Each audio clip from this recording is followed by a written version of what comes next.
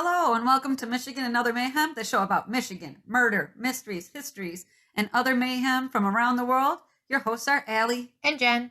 Okay, Jen, let's do this thing. Allie, can you hear me? Oh my Hello. goodness, loud and clear.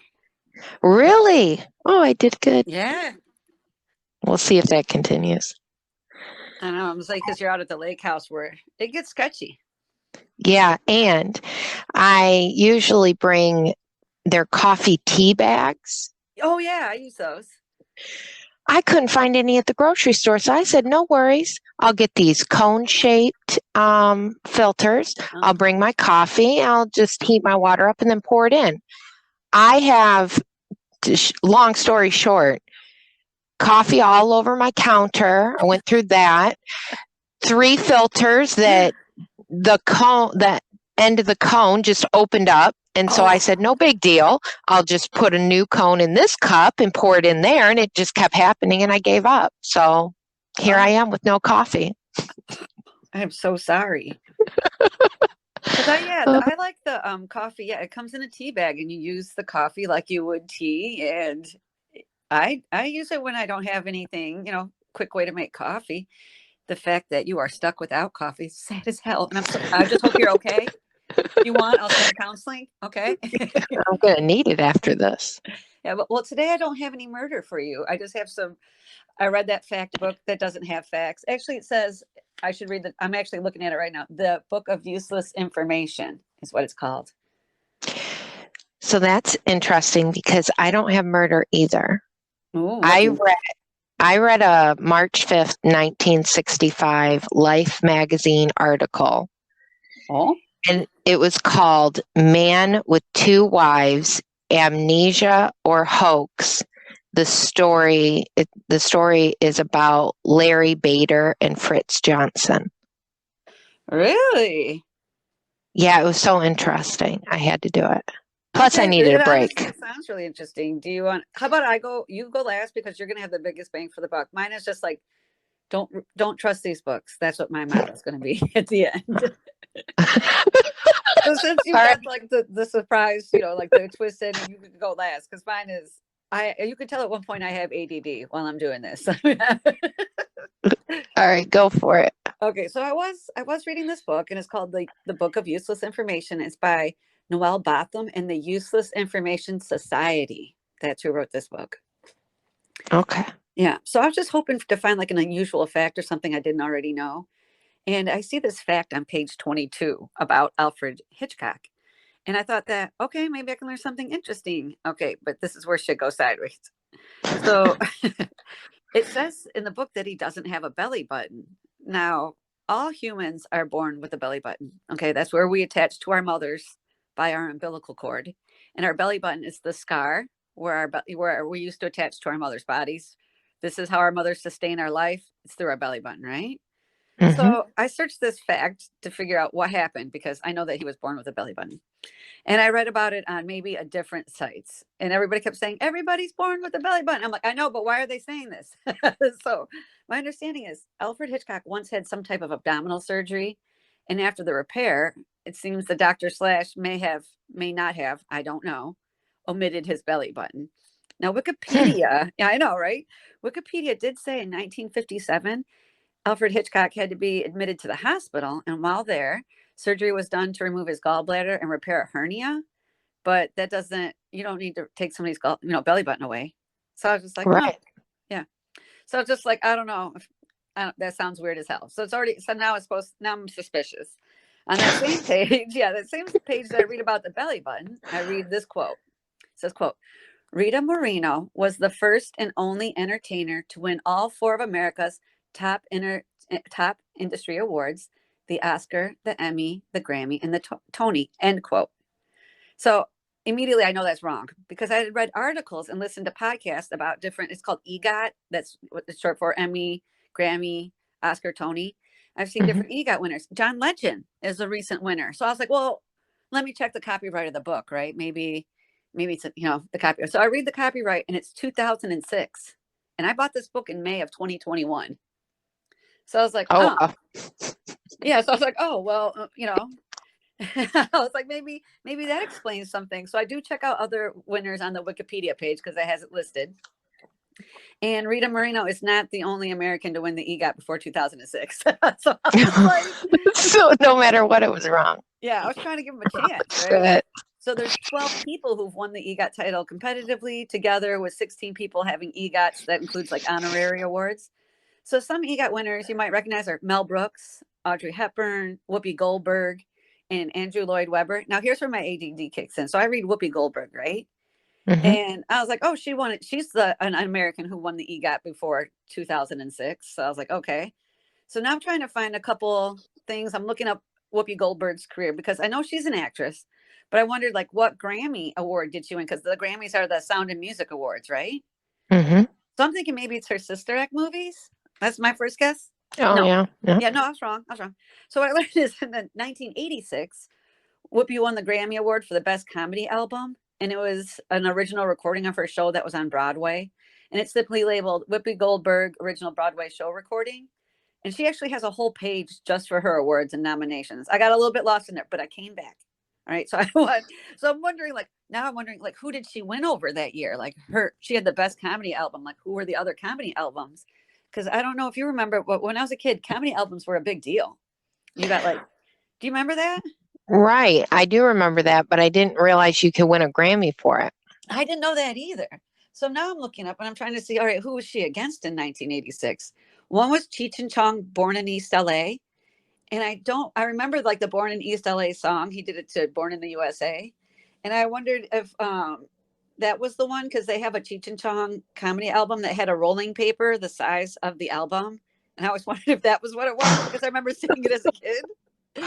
And the other one of the other albums it was up against was Billy Crystal's You Look Marvelous. Do you remember that? Or were you too young? Yes, and I love Billy Crystal. Yeah. And the other one was Joe Piscopo, Honeymooners Rap. I do remember that. I was not a Joe Piscopo fan even back in the day. I don't remember that. And the last person was Weird Al Yankovic, Dare to Be Stupid, which I thought was amazing. Right. He is amazing. Yeah. Cassie, my sister Cassie and her husband take their kids to his concert. And so does my cousin Jay and his wife Erica. They like to make a thing of going to Weird Al Yankovic concert with their kids. And I guess they just have a great time. So this, yeah, my ADD's kicking in. I'm looking all sorts of stuff up, right? And I try to look at the book to see if there's any other weird stuff. But at this point, I can't bring myself to do it. I'm still looking at the book. It's still open to page 22. So I decided, well, let me get another fact book. So maybe I can drop an actual fact here, right? So I get Illustrated Histories of Everyday Behavior. And this is by Laura Hetherington, and it's illustrated by Rebecca Pry. And so I look before I buy it. The copyright is 2021. I was like, okay. Mm-hmm. Yes. So the format of this book, it has 2 pages that face each other with like a common theme. And they have anywhere from about like 3 to 7 informational sentences, along with like simple sketches to help illustrate the point of the facts. And according to pages 14 and 15, the practice of giving a teacher an apple comes from the tradition of smaller communities paying teachers with food and other necessities. And the apple is also considered like a symbol of knowledge. And I did learn this, that if you want to say someone's kissing up to management, you call them an apple polisher. You know what I mean? Like they polish the apples. Yeah. So the book mentions a 1939 Bing Crosby song about schmoozing a teacher, quote, an apple for the teacher always does the trick, end quote, like a little teacher bribery. So, at this point, I'm not trusting shit. I go on the internet to verify these book facts. And I found 2 sites that copies the book literally word for word.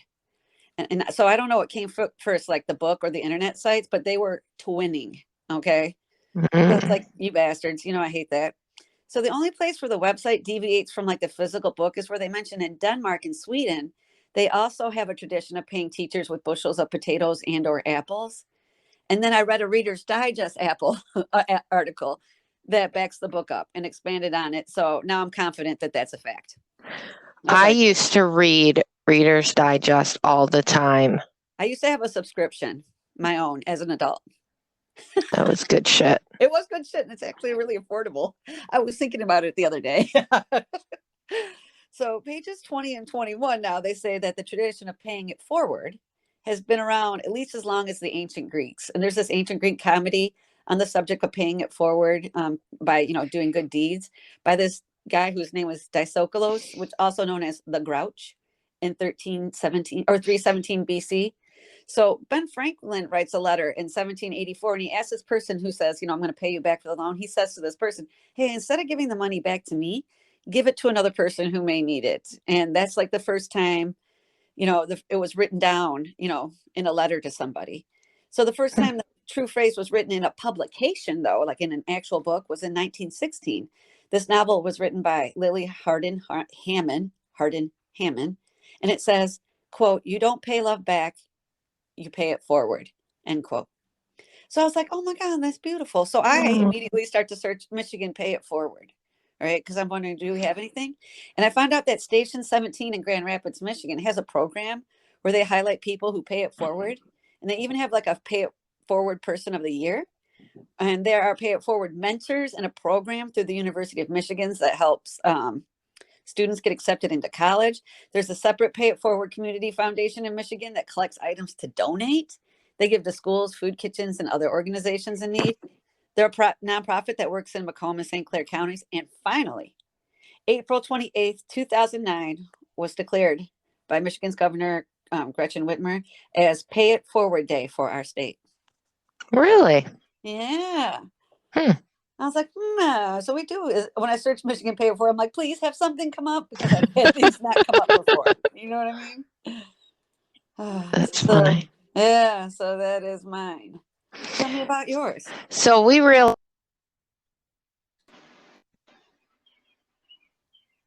Hello? Oh my. What happened? Technical difficulties. Oh, that's okay. I'm like, we were going really strong. I know, my headset just turned off. Oh. But you can hear me, so. Absolutely, yeah. There you go. I was going to say, so we know now that if you're getting a fact book, it's not always true. But it's a good read. Yeah, and if it says on the front useless information, they're probably telling you the truth. Because it's pretty fucking useless. It's not true. Right. Yes. So the story starts on May 14th, 1957. Okay. Lawrence Bader, known as Larry, he was 30, living in Akron, Ohio, where he was a cookware salesman, which I believe that's a traveling he was a traveling salesman. Okay. That used to be a big thing back in the day. Right. Yeah. At the time, he was married and had 3 children, one on the way, and his hobbies were fishing and archery. Okay. On this day, he told his wife he had to go to Cleveland for business, and then he would be headed over to Lake Erie to do some fishing and would be back late in the evening. Before leaving, everything was normal. He cashed a check, paid a few bills, but Larry would not return home that evening. The next morning, his boat would be found about 5 miles from where he entered the water. In the police investigation, they found that Larry had went to a local boat rental company, rented a small outboard motor 14-foot boat. The boat rental company told investigators that they warned Larry that there would be active storms and the water was expected to be really rough. Okay. So they're like, why are you going out there? Like, you're not going to be fishing. It's choppy. Yeah. Yeah. Yeah. It was said Larry acknowledged the storm and wasn't concerned because he would be back before dark, because the actual big storm would be then. Okay. What was odd is that after the conversation, he asked them to install running lights to the boat. My thought is, why do you need running lights if you're expected to come back before dark? Yeah. And if it's not so dark that, boats can't see you, then you should be fine. Why do you need running lights all of a sudden? Right. Yeah. Larry left and was off to do some fishing. The Coast Guard reported they did talk to him while he was on the water, not far from shore, around sunset. They warned him of the increased winds and rough waters and offered to actually help him get back to land. But Larry didn't accept, their help, waved him off. Wow. The police investigation found that at the time he rented the boat, he did have a lot of cash on him. And Really? somehow they knew he had a suitcase with him. I couldn't figure out how they knew that, but knew he had a suitcase. Does it say maybe someone saw him put the suitcase in the boat or something?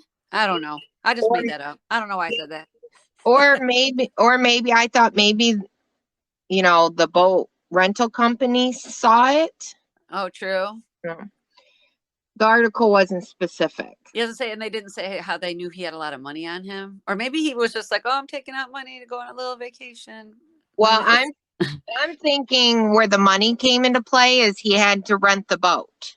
Okay. So you pull the money out, you notice he's got a lot of money. Okay. Oh, That makes sense. When he goes to pull the money out, that they see he's got a wad of cash. yeah. The following morning, the boat was located about 5 miles from where he entered the water with a bit of damage. But the odd thing was it wasn't overturned. It was said there was an oar, life preservers, fishing gear, and a gas can. No Larry, no money, no suitcase. So just a perfectly fine boat without Larry in it. Yep, just a little bit of damage. Okay. The Life magazine article talked about how the police suspected that somebody might have hijacked him for his money. Oh, since he did have some cash on him. Okay. Now, at this point, I am thinking he had a lot of money. He had a suitcase. While he was going fishing, who brings cash in a suitcase to go fishing? Yeah, not to mention as someone who grew up on a lake, there's a high chance of you tipping. You know what I mean? You wouldn't bring your suitcase in the boat with you. You'd get it all wet if you tipped, and it could sink to the bottom. Right. Yeah. Larry Bader missing person case would stay open with no leads, and in 1960 his wife had him declared legally dead and received a payout from his life insurance company. Okay. But what makes the story headline ask the question amnesia or hoax is enter John Johnson of Nebraska, known as Fritz. Okay. Let me tell you about Fritz. Tell me about Fritz. This story I'm about to tell you starts about 4 days after Larry Bader's disappearance. Okay. In Omaha, Nebraska, Fritz became recognizable in the community when he sat outside a local bar on a flagpole for 30 days to raise money for polio. Okay. So wait, nobody's seen him before, and all of a sudden he shows up, sits on a pole for 30 days? Yep. Okay. Just okay.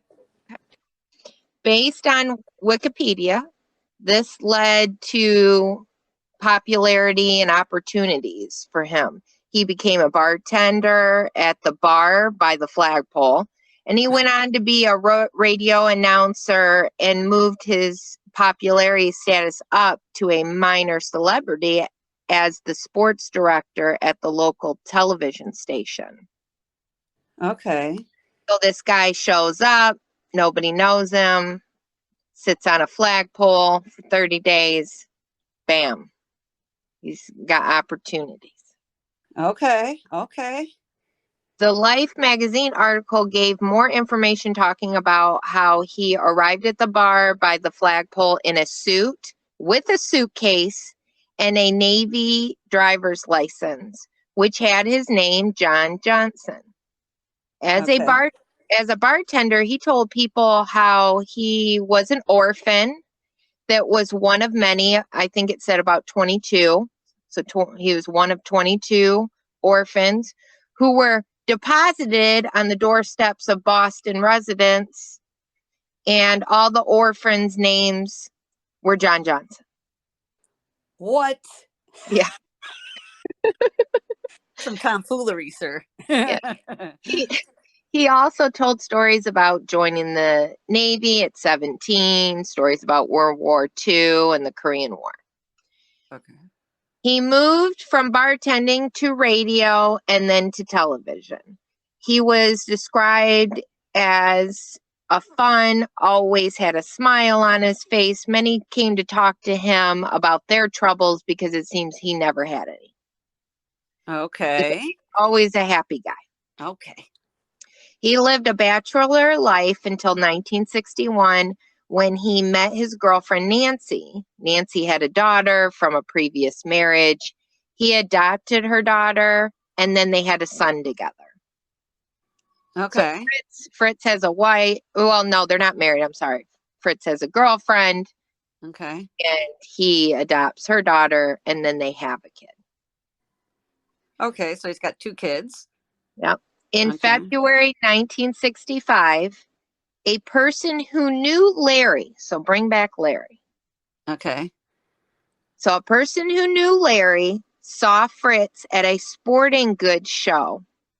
He reminded him of Larry so much so, he actually got one of Larry's nieces and brought her to the sporting goods show. So at the sporting goods show, Fritz is demonstrating archery, which happens to be Larry Bader's hobby was archery and fishing. Okay. So she actually approached Fritz and asked him if he was Larry Bader. Fritz laughed and said no. But the niece was adamant that that was her uncle, Larry. So she got Larry's brothers to come to the show. Okay. So they actually had to travel there. And then they saw Fritz and were sure it was their brother. So to prove these people were wrong, because Fritz said, I am not Larry Bader, he agrees to go to the police station and get fingerprinted. So you're pretty Wow. sure, you That's know? pretty sure. Yeah. He was pretty sure he is not. He's telling these people are crazy. Get rid of them. Let me just fingerprint myself. So they went to the police station. And Fritz Johnson was Larry Bader. Oh, he was Larry Bader. Okay. Yeah. And so he doesn't understand. Fritz doesn't understand how he's Larry Bader. And then he goes through, this period of time where supposedly, he's conflicted. All his memories are now lies. He finds out he has another wife, or he has a wife. Wait. He's like, oh no, this is terrible. I have another wife. Yeah. Well, he has a whole nother, he has, his other wife and all those kids. Yeah. But he really has he acts like he absolutely has no idea that he truly did not know he was Larry Bader. Okay. Who would go and get fingerprinted if you really didn't think if you knew you were Larry Bader? You would not go to the police station. You would, because you were caught and you're like, let me just act like I didn't know. Okay. So maybe. Yeah. So after he was confirmed to be Larry Bader, the insurance company sued him for their money back that they paid his wife. Oh, that's right. Okay. No joke. This is true. And the boat rental company sued him for the damages to the boat that he had rented in 1957. To injury. Insult to injury. And you got to pay for the dinged up boat. And his girlfriend, who he, adopted her daughter and has a son with. Yeah. Which at the time, I believe, this moment, I believe that she had become his fiance. Yeah. Okay. She left him. Ooh. And then Wikipedia information claims she left him because she was Catholic. Not sure what that meant because the marriage to his first wife, one, was null and void, Right? and she was a divorcee. Oh, okay. So I don't know. So here is where the void is. I couldn't find out much more information than what I've already told you. Articles seem to just repeat themselves. It was one of those. Okay. It's Copy everybody else's words. same here with the stupid belly button thing. But I did find in 1964 he had gotten cancer behind his left eye and he lost his eye. In 1966, the cancer came back and he passed away. Oh, no. So in 65, he found out that he was Larry Bader. 66, he passes away. Okay. As for the question, is it amnesia or a hoax? What I found was, 1, psychiatrists did examine him for 10 days, and they determined he had no recollection of his former life. Okay. And amnesia lasting several years was known to be rare but possible. Okay. His memory loss could have been caused by the tumor, in 1964. True. Okay. It was found that at the time he disappeared, he had various unsuccessful get-rich-quick schemes, and he was being investigated for tax evasion by the IRS. Okay. Okay. So that's my story, but I have what I think. Do you think Larry Bader went out fishing because he knew there was a storm coming and then traveled to Nebraska and became a new guy? Or do you believe that something happened? Like the boat was rocking and he hit his head, got to shore, smart enough to grab his suitcase, and then he ended up in Nebraska. I think he left on his own. That's what I believe. I believe he left on his own. And I also believe that he might have had some issues. You're right. He did have some things go down in his life. Maybe the accumulation of like the tumor and everything just made him be like, let's just start over. And he just went so fucking hard that he convinced himself that first part of his life didn't happen. Right. And when he left in 1957, I don't think he had cancer at that point. Oh, okay. Because remember, that was 1964, but all your other stuff works out, because this is my thought. The dude didn't like his life. He was in trouble.